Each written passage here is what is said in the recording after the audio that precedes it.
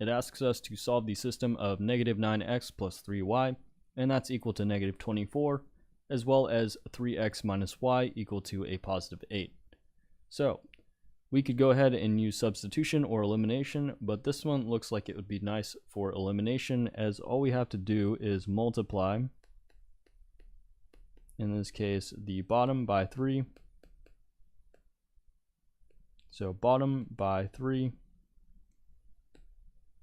for elimination. So if we multiply the bottom by 3, we actually end up getting a 9. So the 9x's will cancel out with a negative 9x. So we will be left with the remainder of our y's and our constants. So let's go ahead and multiply that out. So I'm going to go ahead and rewrite the top original. And then the bottom will now be equal to a 9x, and then finally minus 3y, and that is equal to a positive 24. So the negative 9x and the positive 9x, as well as the positive 3y and the negative 3y will cancel out, and then finally the negative 24 and the positive 24 will cancel out. So that will leave us with a 0 equal to 0, which does make sense, but it also means that we are left with an infinite number of solutions. So what we need to do is actually solve the equation for y.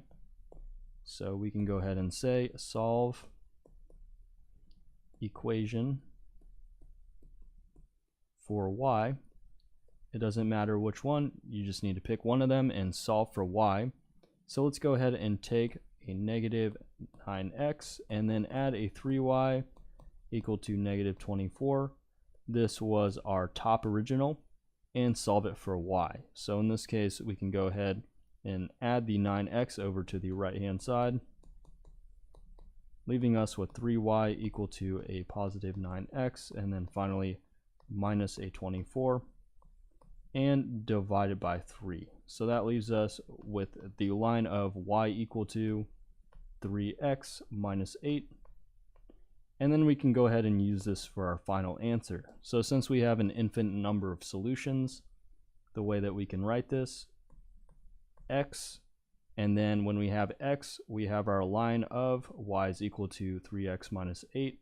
So we can just write 3x minus 8 because that's equal to a y. Additional information that we can note is that it is dependent as well as consistent.